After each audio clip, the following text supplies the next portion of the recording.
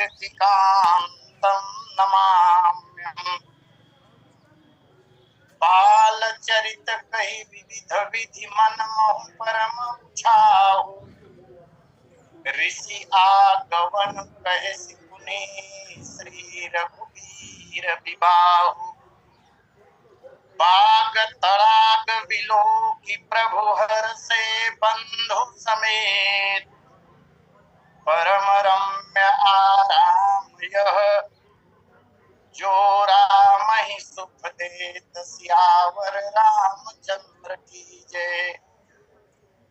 परमाराध्य भगवान श्री सीतारामचंद्र जी महाराज, भगवान बावन शंकर जी, अंजनी नंदन हनुमान जी महाराज, अहरनिश पूज्यपाद गोस्वामी जी महाराज, श्री राम कथा सत्संग से जुड़े हुए समस्त समादरणीय पुरुषों तथा देवियों, इस पावन कार्यक्रम के संयोजक आदरणीय श्री पटेल जी एवं संचालक परम आदरणीय डॉक्टर लोकेश साहू जी, आज के प्रथम लिंक के कथा व्यास आदरणीय भाई श्री राम साहू जी एवं तृतीय लिंक में जिन्हें हम सुन पाएंगे बहुत ही आदरणीय भाई श्री त्रिभुवन साहू जी।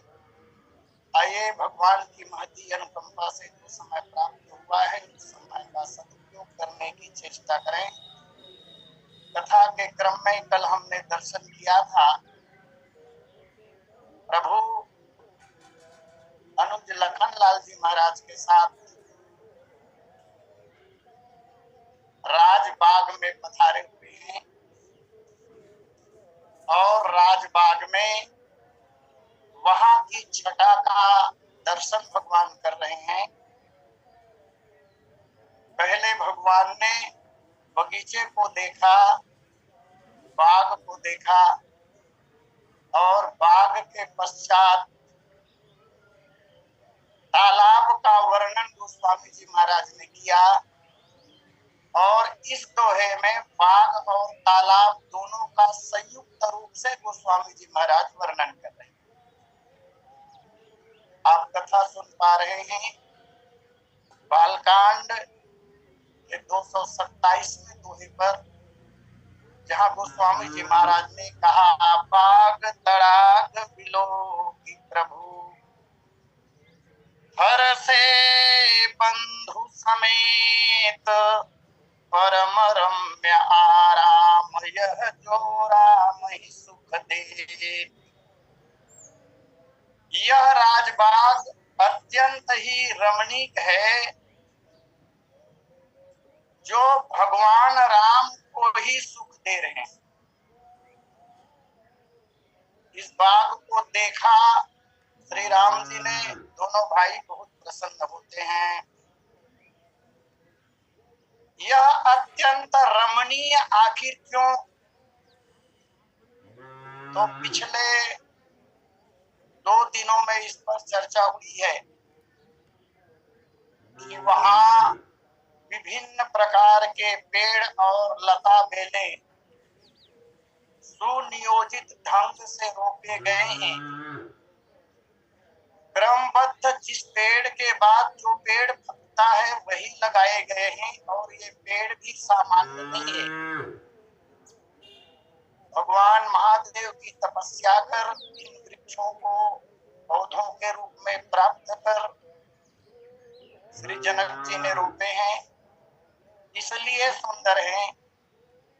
कल तालाब की सीढ़ियों का वर्णन हमने देखा, इसलिए भी यह स्थान अत्यंत ही रमणीक है।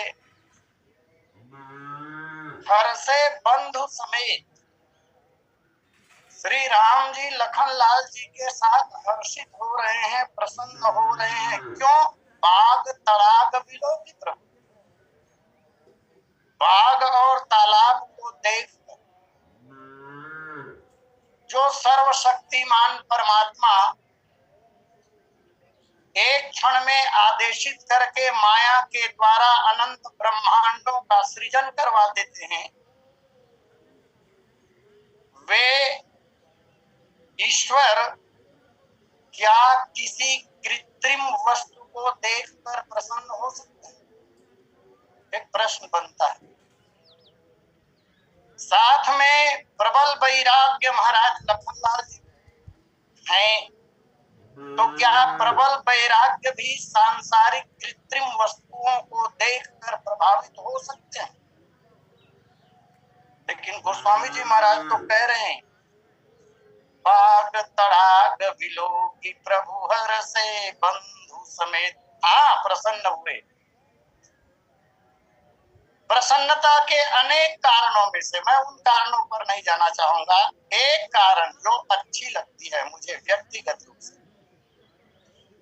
चूंकि यह बाग विदेह नंदिनी जनकात्मजा श्री सीता जी की विहार स्थली और सीता महारानी है भक्ति, जो अपनी अष्ट सखियों के साथ, और ये सभी सखियां भगवान की विभिन्न शक्तियां हैं, इस पर चर्चा हो चुकी है। भगवान की विभिन्न शक्तियां सखियों के रूप में श्री जी के साथ विराजित होकर इस बाग में नित्य आती हैं। अस्तु यह बाग का कण कण भक्ति से अनुप्राणित है, और जब कण कण भक्ति से अनुप्राणित है तो भगवान प्रभावित हुए बिना कैसे रह सकते? शायद इसलिए गोस्वामी जी महाराज ने कहा, बाग तड़ाग विलोकी प्रभु हर से बंधु समेत। एक दूसरा कारण और, इतना अच्छा नर नाट्य भगवान कर रहे हैं, ईश्वर भी कृत्रिम वस्तुओं को देखकर प्रभावित हुए बिना नहीं रहे, प्रसन्न हो गए देखकर। कितना अच्छा नरनाट्य का मंचन है ये, और भगवान नरनाट्य करने के लिए ही तो आते हैं। इसलिए सफल भूमिका का निर्वहन भगवान के द्वारा होगा। मुझे एक बात स्मरण आ रहा है, श्रीमद् रामचरितमानस इतिहास ग्रंथ भी है और अभिनय ग्रंथ भी है। ऐसी कथा प्राप्त होती है कि जिस समय इस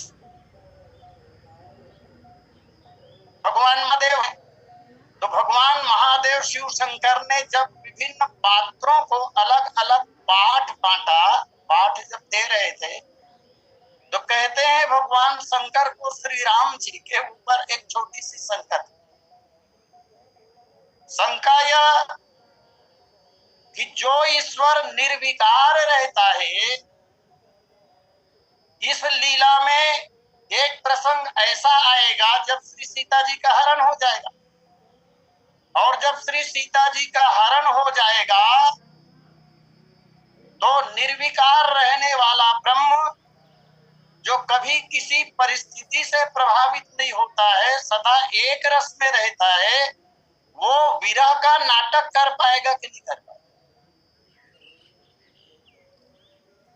पाठ बांट दिए गए और वह स्थान जब आया, सीता जी का हरण जब हो गया और विरही अवस्था में भगवान राम जब सीता जी की खोज करने लगे, हे खग मृग हे मधुकर श्रेणी, तुम देखी सीता मृग नयनी।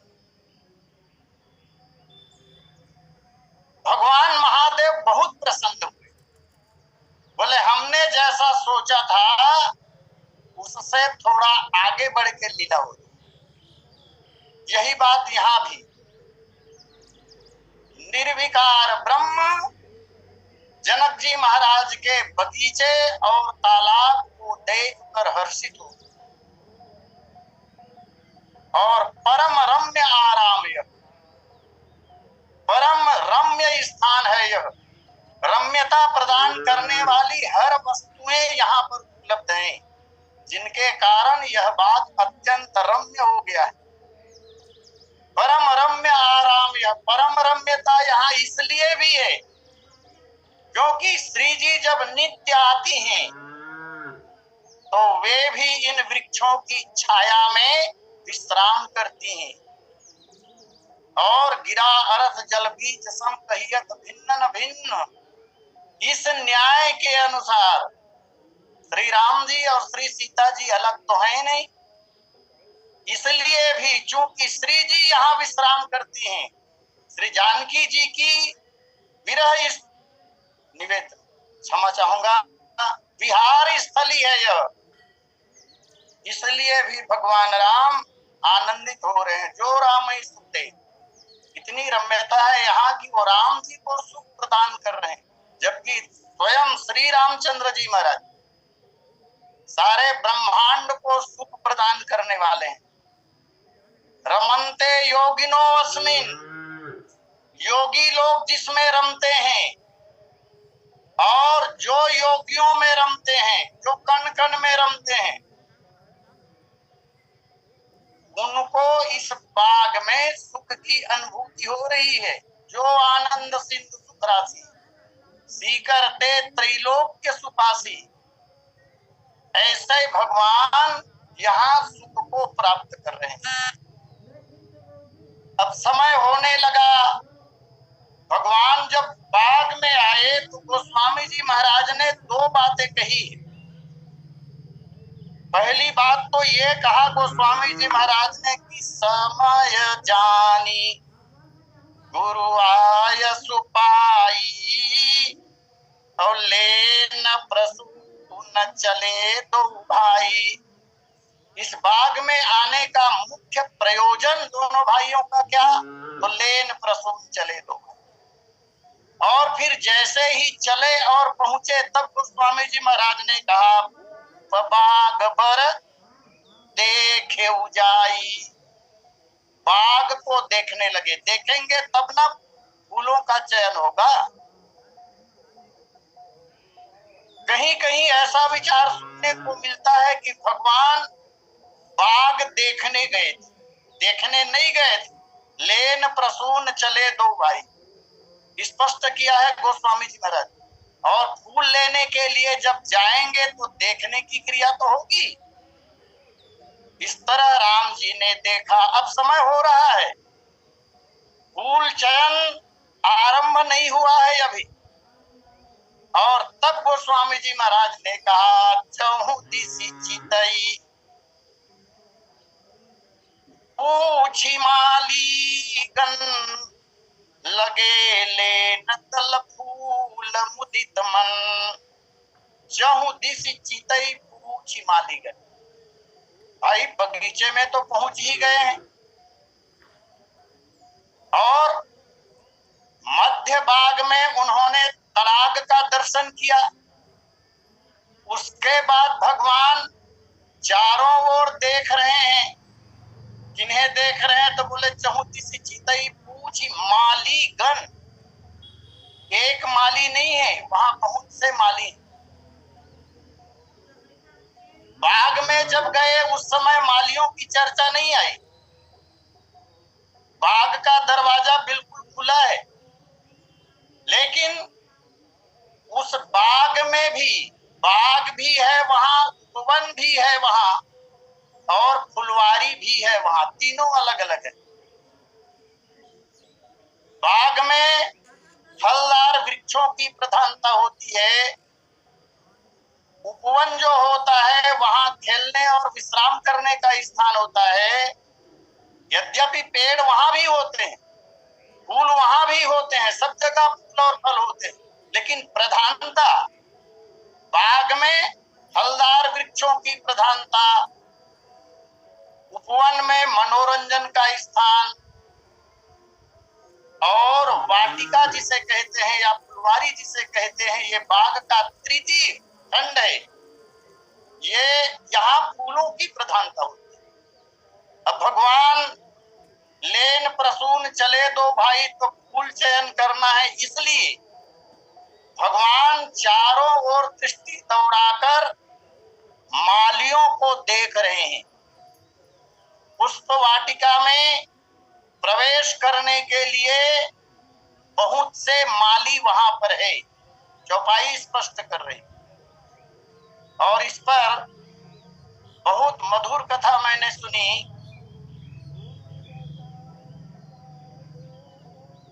जगत गुरु डॉक्टर राम कमल दास वेदांती जी महाराज कहते हैं, पुष्प वाटिका जो फुलवारी है वहां भी 4 द्वार बने हुए। भगवान ने देखा वाटिका में प्रवेश करना होगा, फूलों का चयन करना होगा, बगीचा हमारा है नहीं,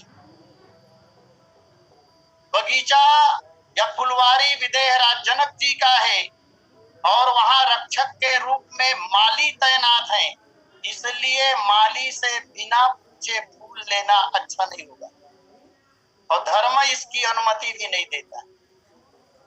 कभी मैंने कथा में निवेदन की थी, फूल 4 प्रकार के होते हैं। वनों का फूल सबसे श्रेष्ठ माना गया है, जो प्राकृतिक रूप से उगते हैं पौधे और खिलते हैं। यह जनक जी का बाग है और यहाँ के रक्षक माली लोग हैं, इसलिए बिना माली को फूल लेना उचित नहीं होगा, इसलिए चहुती सी चितई पूछी माली है। दोनों भाई वेदांती जी महाराज कहते हैं, दोनों भाई सबसे पहले पूर्व द्वार पर गए।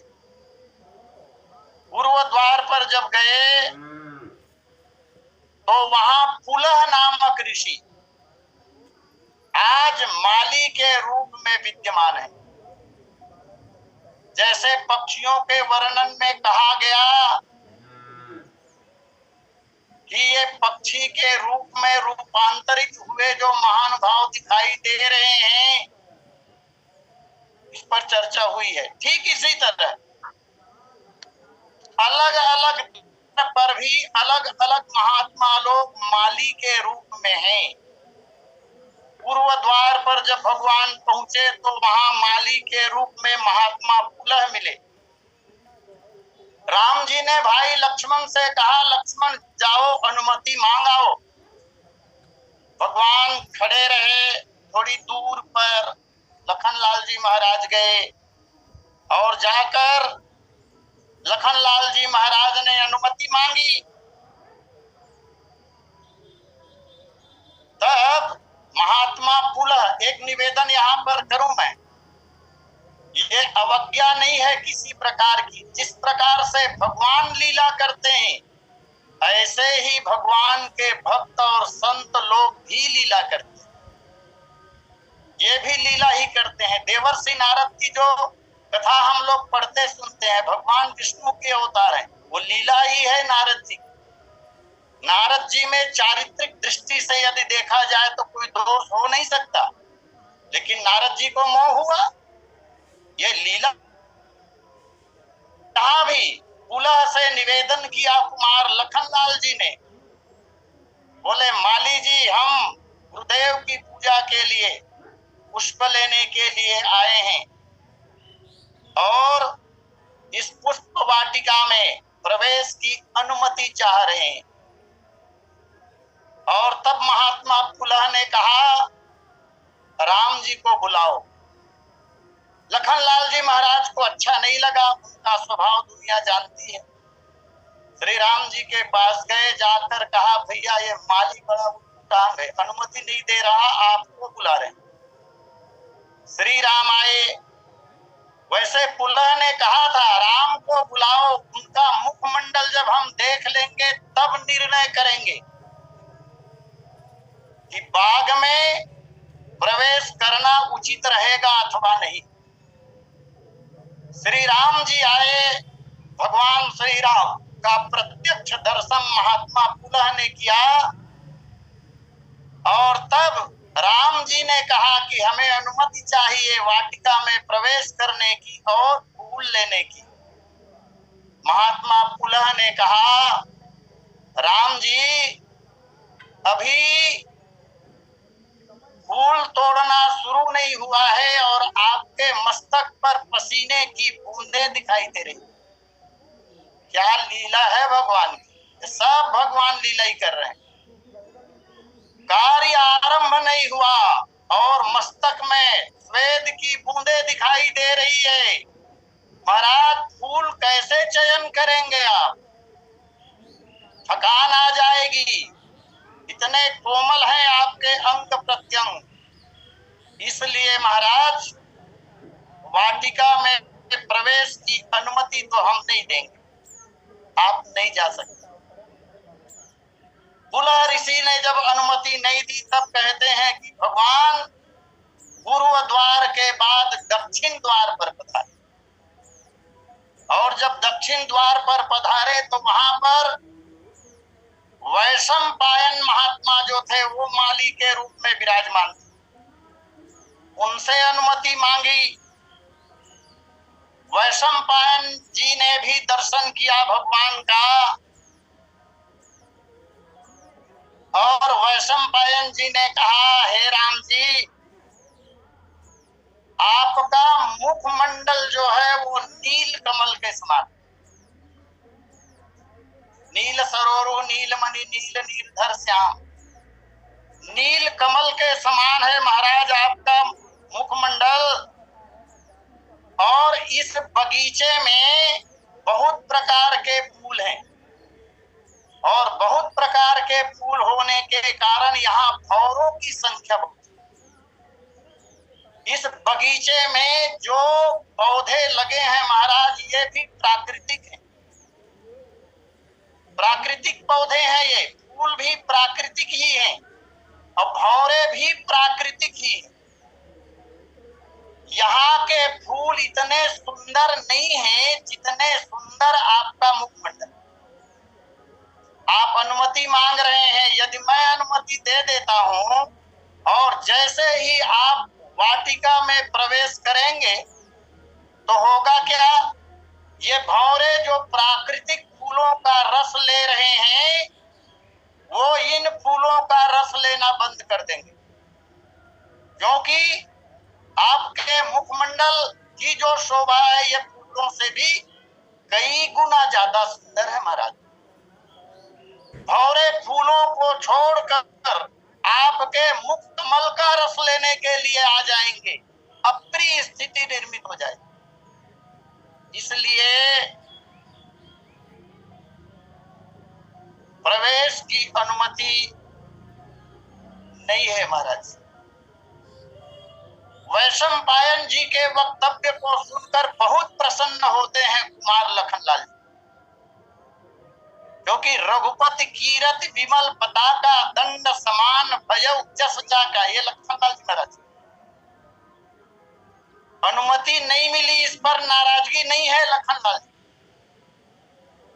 वैशंपायन जी ने जब ये कहा कि तुम्हारे मुख कमल जो है वो इन कमल से अत्यधिक सुंदर है, तो लखनलाल जी महाराज प्रसन्न हो गए। फिर राम जी ने कहा, चलो लक्ष्मण, यहाँ भी अनुमति नहीं मिल रही है, पश्चात पश्चिम द्वार पर पधारे वाटिका के। जब पश्चिम द्वार पर भगवान गए तो वहां पर सख्य रस के उपासक महर्षि भृगुमाली के रूप में विद्यमान थे। उन्होंने भगवान का दर्शन किया, भगवान ने प्रवेश की अनुमति मांगी। तब महात्मा भृगु ने कहा, सरकार, आपके कर कमल इतने सुकोमल हैं कि कोमलता के कारण आपके इन कर कमलों से ये पुष्प चयनित नहीं किए जा सकेंगे। आपके कर कमल अत्यधिक कोमल है महाराज,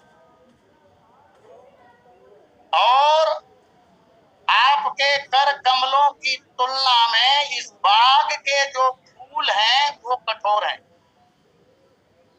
मुझे ऐसा लग रहा है कि इन कर कमलों से जब आप फूलों का चयन करेंगे तो हे देव, फूलों की पंखुड़ियां आपके हथेली पर पड़ेगी और छेद कर देगी, पीड़ा होगी महाराज आपको, और मैं आपको पीड़ित होते हुए नहीं देखना चाहता।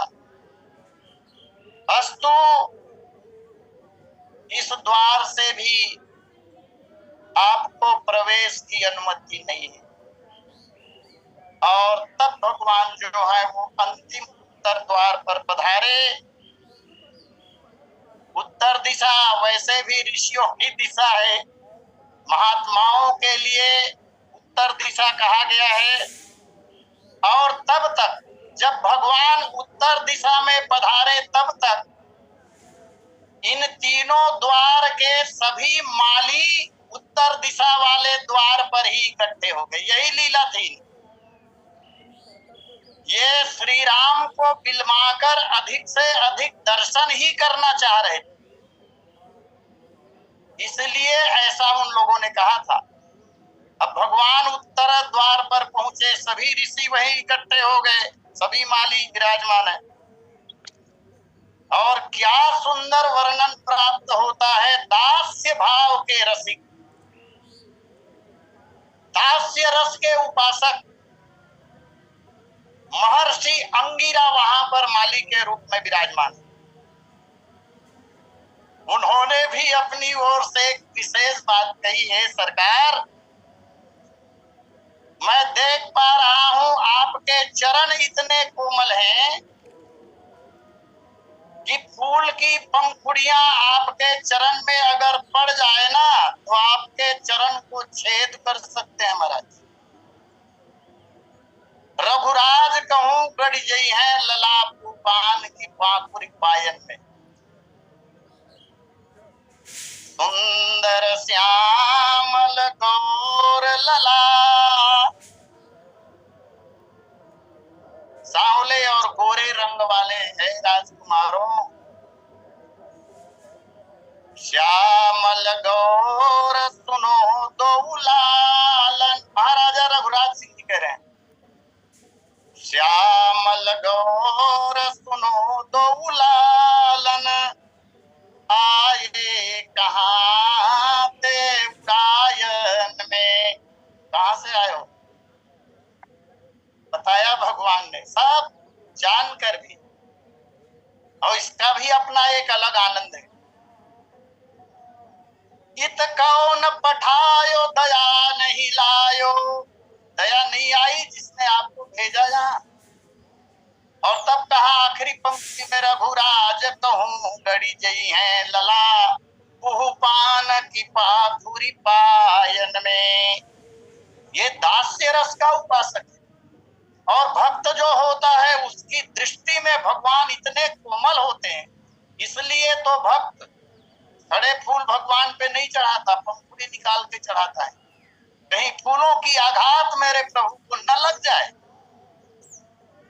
इसने कहा भगवान आपके चरण अत्यंत कोमल है, पंखुड़ी चरणों में पड़ जाए तो छेद कर सकती है। प्रियतम श्री रघुबीर लला, करुणा कर आप यही दिल में। उसने एक दूसरी बात कह दी, आप फूल नहीं तोड़ सकेंगे महाराज, इसलिए प्रियतम श्री रघुबीर लला, करुणा कर आप यही दिल में। कृपा करके हे देव आप यही अवस्थित रहिए, यही खड़े हो जाइए और मैं फूल चयन करके ला देता हूँ। ये हमारे अन्य साथी आ गए हैं, हम लोग फूल तोड़कर ला देते हैं महाराज, उसे लेकर आप चले जाइएगा, आपका कार्य भी हो जाएगा और आपको पीड़ा भी नहीं होगी। यह बात जब महर्षि अंगिरा ने कही तो भगवान ने भी आनंद लेते हुए कहा, राम जी ने, भाई तुम यह कह रहे हो कि मेरे चरण इतने कोमल हैं कि पुष्प की पंखुड़ियां मेरे चरणों में छेद कर देगी, तो बताइए विदेह लली श्री जानकी जी भी तो रोज इसी बात में आती है। क्या श्री सीता जी के चरण कोमल नहीं है? क्या बात है भगवान की, क्या सीता जी के चरण कोमल नहीं है? क्या उनके चरणों में ये पंखुड़ियां छेद नहीं करती जो मेरे चरणों में पंखुड़ियां छेद कर देगी? तब माली ने एक दूसरी बात बोले, हाँ भगवान, आपके चरण जो है वो श्री जी के चरण से ज्यादा कोमल। इस पर भी मैंने किसी दिन निवेदन किया था।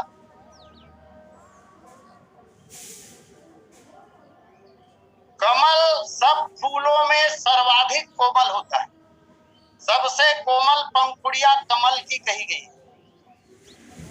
उस कमल के ऊपर महालक्ष्मी श्री सीता जी विराजती है। इसका मतलब हुआ कि कमल श्री जी की तुलना में कठोर है, तब तो विराजेंगी, बैठेंगी।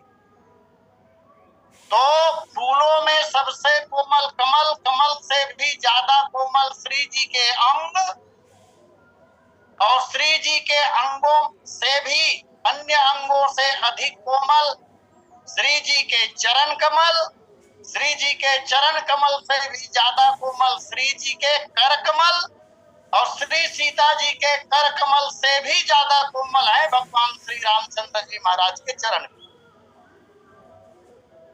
अस्तु इन्होंने कहा, महाराज हम फूल ला देते हैं। भगवान ने कहा, गुरुदेव की पूजा के लिए फूल लेने हम आए हैं, और पूजा के नियमों में कोई प्रमाद नहीं, फूल तो हम ही लेंगे, तब गुरु सेवा ठीक मानी जाएगी। दूसरों के द्वारा, दूसरों की सेवा से हम फूल लेकर गुरुदेव के पास नहीं जा सकते। और तब इस माली ने कहा कि महाराज अनुमति तो दे देंगे, लेकिन एक काम आपको करना पड़ेगा। वैसे सामान्य तौर पर आप इस वाटिका में नहीं जा सकते। इसलिए भी नहीं जा सकते क्योंकि यहाँ पुरुषों का प्रवेश वर्जित है। पुष्प वाटिका में पुरुषों का प्रवेश वर्जित है। किसी विद्वान ने यह भी कहा कि पुरुषों का प्रवेश जब वर्जित है तो वहां माली के रूप में पुरुष लोग ही तो हैं। बहुत विनम्रता के साथ मैं कहूं, ये तो भाव है बस। और माली यद्यपि वहां है, अलग अलग रस के माली हैं, यद्यपि दिखने में पुरुष जैसे दिखाई दे रहे हैं, यह बात भी ठीक है, लेकिन फिर भी उनमें वह भाव न हो जिस भाव से लोग आलोचना करते हैं। तो कहा, एक दूसरी बात और है भगवान, अब समय बिल्कुल हो गया है श्री जी के आने का, इसलिए भी आप आज में नहीं जा सकते। आय रही मिथिलेश की नंदिनी, सो के ही भांति से बात बने हैं। अगर देरी रहती ना तो हम आपको अनुमति दे देते, आप जल्दी बिल्कुल चयन करके चले जाते। श्री जी आ ही रही होगी, समय हो गया उनका। आय रही मिथिलेश की नंदिनी, सो के ही भांति से बात बने हैं।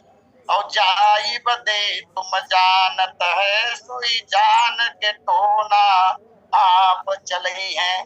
एक दूसरी बात और, महाराज आप तो जादूगर हो, कहीं ऐसा न हो जाए कि आपके हाथ लगते ही पुष्प वाटिका में कोई परिवर्तन हो जाए, बड़ा परिवर्तन। हम क्या जवाब देंगे महाराज? राम जी ने पूछा होगा कैसे परिवर्तन हो जाएगा, ये क्या बोल रहे हो मालिक? तब अंगिरा ने जो बात कही, बोले भगवान हमने सुना है ना, पद के पर से पत्थरा उड़ी गए। आपके चरण कमल के स्पर्श से महाराज पत्थर बदल गई, अहिल्योद्धार। पद के पर से पत्थरा उड़ी गए, कर के पर से बिरवा उड़ी गई है। चरण के स्पर्श से पत्थर उड़ गया तो आपके हाथ के स्पर्श से हो सकता है ये बिरवा ही उड़ जाए। कोमल चरण बिना पग पनही, पद पापुरी गड़ी जई है। हाँ, पुरुषों का जाना भले मना है महाराज, लेकिन जो प्रेमी पुजारी है ना, भक्त लोग जो हैं, उनके लिए अनुमति है। और आप गुरु भक्त हैं, पूजा के लिए पुष्प चाहिए, इसलिए आपको अनुमति तो हम दे सकते हैं, लेकिन एक शर्त है, यदि आप शर्त मानते। आइए, समय पूर्णता पर अस्त यही वाणी विराम देते हुए आमंत्रित करूं डॉक्टर साहू जी को, और शेष चर्चा फिर कल। बोलिए सियावर रामचंद्र की जय। बोल लखन से रामचंद्र की जय। अभी हम सब सुन रहे थे आचार्य श्री मनहरन वर्मा जी का, और बहुत ही सुंदर और पुष्प वाटिका का गूढ़ रहस्य हम सब के बीच में रखने का प्रयास कर रहे थे। और वास्तविकता कहो तो हम लोग तो बस पूछी मालीगण ऐसे करके निकल जाते थे, लेकिन इस रहस्य को अभी तक से हम सब अनजान थे। और गुरुदेव आपके चरणों को सादर प्रणाम करते हुए सिद्धांत कथा सत्संग की ओर से कोटि कोटि साधुवाद आभार। चारों लली